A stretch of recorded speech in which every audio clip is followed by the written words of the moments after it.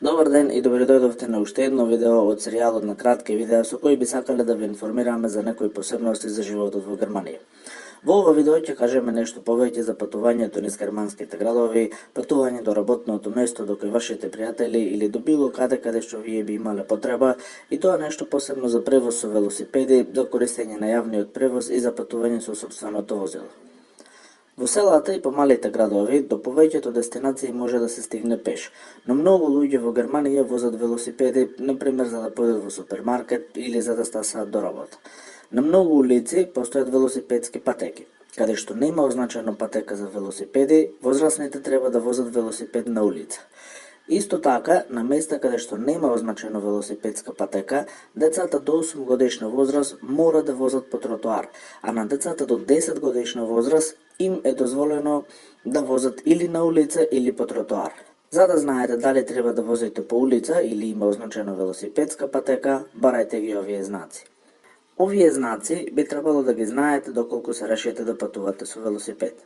Првиот знак, Zeichen 237, ви кажува дека тука е велосипедска патека и доколку има вакво означување, мора да возите по таа патека, а не по улица. Вториот знак, Zeichen 240, кажува дека и велосипедската патека и патеката за пешаци се на истиот пат. Не е определено кој на која страна треба да вози, т.е. да се движи. На вакви патеки обрнете особено внимание и возете со брзина прилагодена на другите. Третиот знак, Zeichen 241, ви покажува дека тука е одделено кој на која страна треба да се движи. Велосипедистите се движат на една страна, пешаците на друга страна. Со четвртиот знак, Zeichen 244.1, се означува почетокот на велосипедската патека, а петиот знак, Zeichen 244.2, ни покажува дека тука завршува велосипедската патека.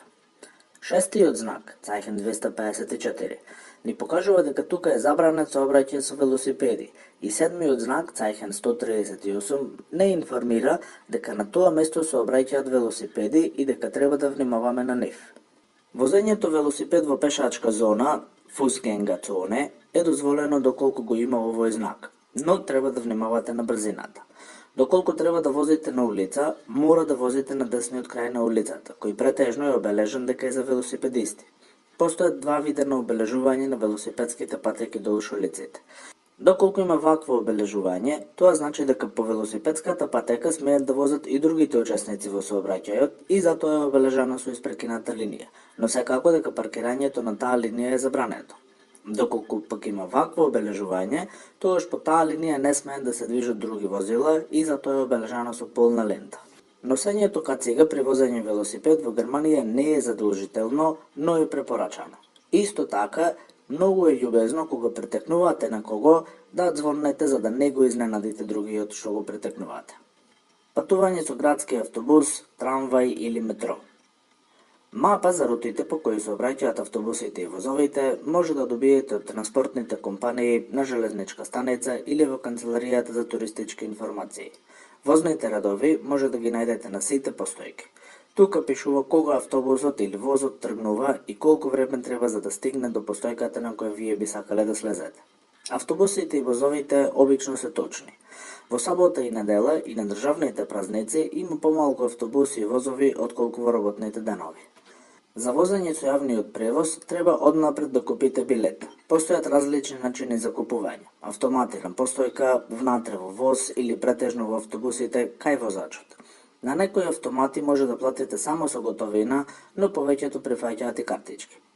Кога ќе го започнете патувањето, често пати мора да го потврдите билетот, така што тој ќе стане валиден.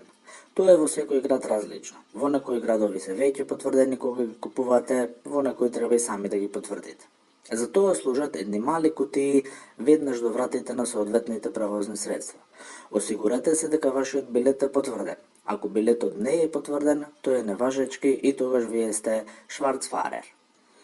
Тоа значи користење на јавен превоз без важечка карта. Ако ве фатат да се возите без важечка карта во Германија, мора да платите казна од најмалку 60 евра. Патување со сопствена кола. Доколку сакате да возите автомобил во Германија, потребно ви е возачка дозвола што е важичка во Германија.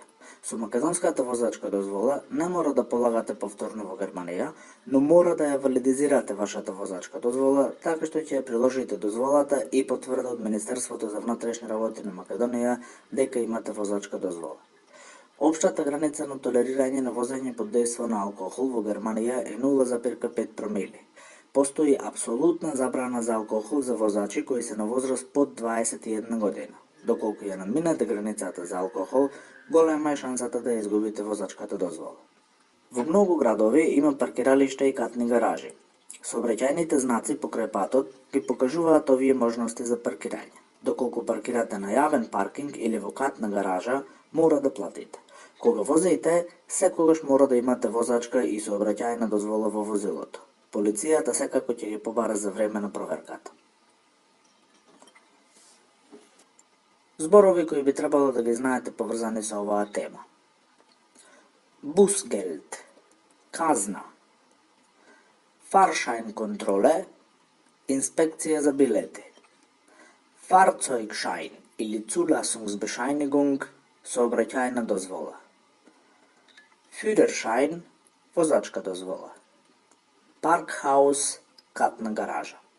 Тоа беше се за ова видео. Се надеваме дека и ова видео ви се допадна и дека ќе ви се најде како корисно при вашето учење, особено при вашиот нов живот, нов почеток во Германија.